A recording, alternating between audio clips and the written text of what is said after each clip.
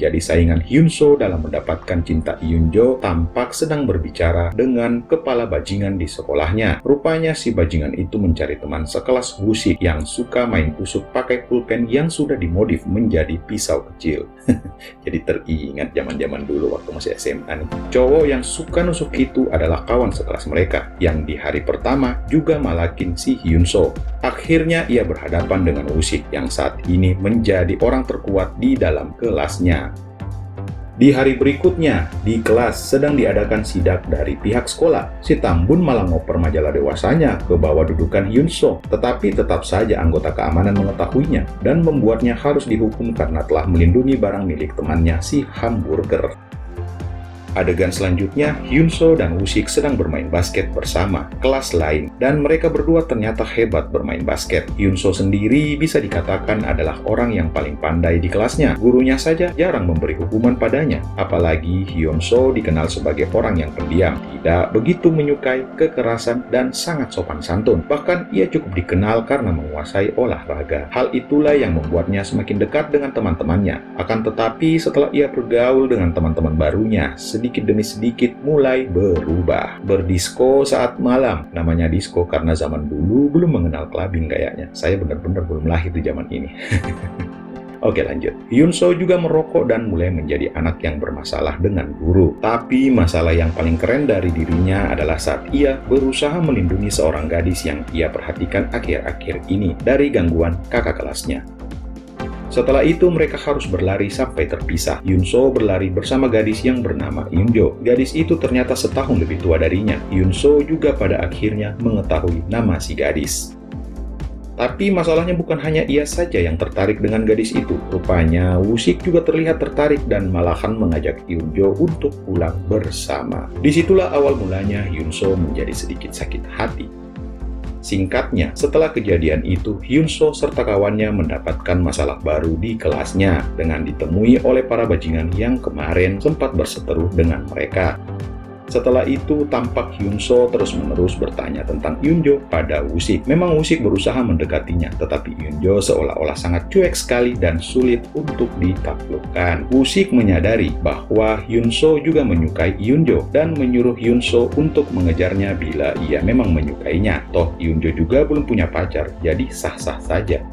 Mendengar perkataan Woo-sik, Hyunso memberanikan diri untuk datang ke sekolah Eunjo. Hyunso memperhatikan Eunjo secara diam-diam. Ia benar-benar jatuh cinta dengan gadis ini. Ketika gadis itu tertawa, Hyunso juga ikutan tertawa. Cinta telah membuat Hyunso menjadi buta dan gila. Apapun akan ia lakukan untuk mengejar cinta Eunjo. Hujan turun pada malam itu. Ia berlari tak peduli dengan dirinya yang basah hanya untuk membelikan sebuah payung buat Eunjo. Akan tetapi ketika ia telah melihat gadis itu dari kejauhan, ia tak bisa memanggilnya ataupun memberikan payung yang baru saja dibelinya. Yang Hyunso lakukan hanya bisa membuntuti Eunjo dari kejauhan. Yah, dan pada akhirnya Eunjo menyadari jika Hyunso mengikutinya dan mereka bertemu. Susah banget nyebut nama-nama mereka. Hyunso, Eunjo, Hyunso, Eunjo. Oke, skip, lanjut. Setelah itu mereka pergi nyusu bersama sambil makan roti. Beneran susu kan? Sambil menunggu bus mereka datang, mereka bercengkrama dan mengobrol tentang banyak hal, terutama tentang musik. Mereka memiliki banyak kesamaan, yaitu menyukai mendengar musik. Eunjo sangat mengharapkan bahwa ia dapat mendengarkan lagu yang dimainkan Hyunso dengan menggunakan gitar. Hyunso yang jelas-jelas tak mampu bermain gitar, tetapi karena gengsi dan tidak ingin penilaian tentang dirinya turun,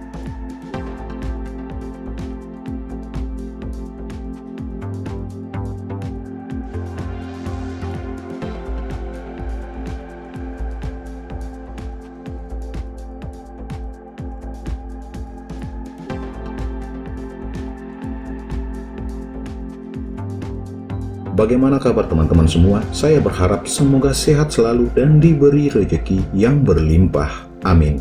Jumpa lagi bersama saya Tama di channel Recehan Film, tempat ngumpulnya para pejuang receh dalam mengais rezeki. Di video kita kali ini, saya lagi dan lagi akan membahas sebuah alur cerita film yang berjudul Once Upon a Time High School yang rilis tahun 2004 silam. Film yang berasal dari negara Korea Selatan ini bercerita tentang seorang siswa bernama Hyunso yang diperankan oleh Kwon Sang-woo yang baru saja pindah ke sekolah baru dan mendapat mendapatkan lingkungan baru. Namun seperti film-film Korea bertemakan anak sekolahan lainnya, di sini awalnya si Hyun So kerap kali mendapatkan bulian dari para berandalan di sekolah, hingga ia yang tak dapat lagi menahan kesabarannya berubah pikiran dan menunjukkan kemampuan bertarungnya dan mulai mengalahkan satu persatu si para pembuli. Baiklah, tanpa berlama-lama lagi, yuk kita ulik detail alur ceritanya. Namun sebelum lanjut, bantu tekan tombol subscribe dan like video ini agar saya semangat membuat video-video alur film selanjutnya. Jika sudah, terima kasih.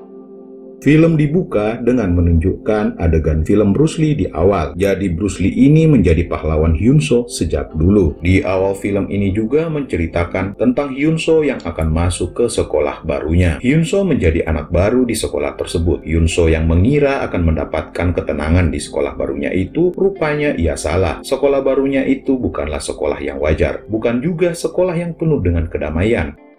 Di dalam bis, di hari pertama saja Hyun So sudah bertemu dengan senior yang berandalan. Seniornya itu bukan meminta sih, melainkan memaksa ke Hyun So untuk diberikan bahan kerah bajunya. Dan ini akan menjadi masalah bagi Hyun So saat masuk nantinya.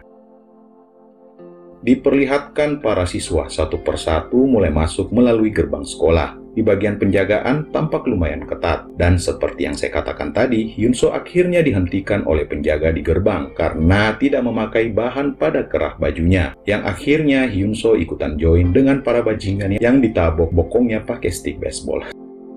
Setelahnya, Hyun So mulai diperkenalkan sebagai siswa baru di kelasnya. Lalu scenes berikutnya, sebut saja si Tambun bernama Hamburger. Beneran Hamburger namanya. Di Google juga gitu, nggak percaya.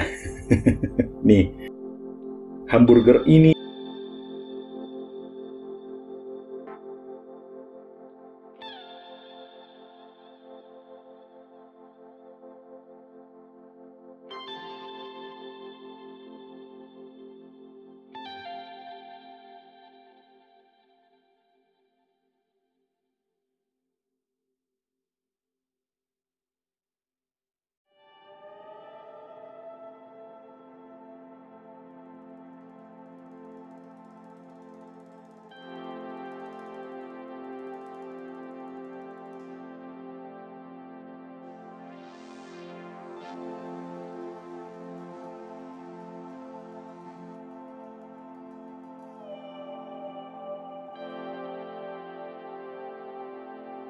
itu selalu membacakan curhatan pendengarnya. Beberapa hari kemudian, ia malah mendapat kabar yang tidak menyenangkan. Woo-sik tiba-tiba memberikan payung yang ia berikan kepada Hyun-jo malam itu di saat hujan tiba. Rupanya Woo-sik tahu kejadian saat itu. Ketika Hyun So bertanya, ia malah mendapatkan pukulan yang sangat keras. Pukulan itu bukan hanya pukulan fisik, men, tetapi batinnya sangat-sangat terpukul hingga merongrong kesakitan.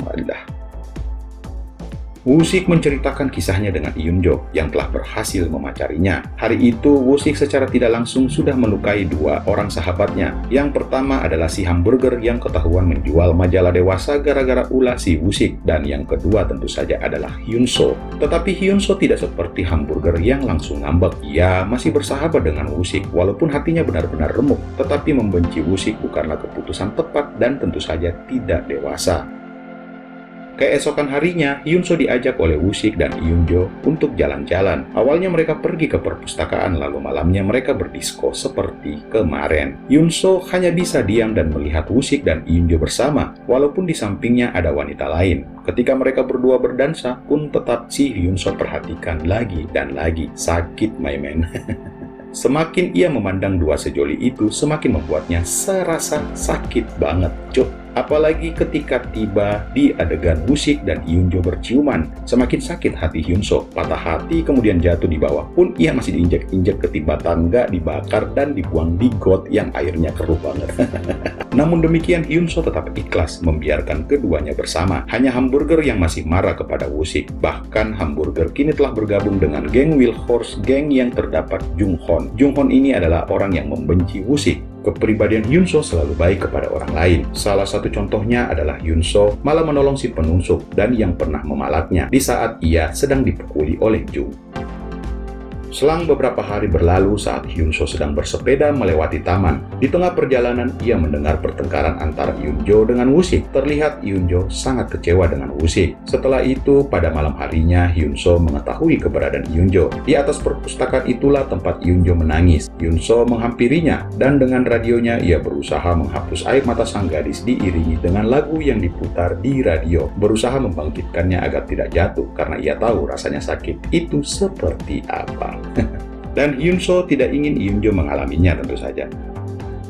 Hyun-soo kali ini tidak ingin berputus asa untuk mengejar cinta Yoon-jo. Setelah hari itu, Yoon-jo kembali bertemu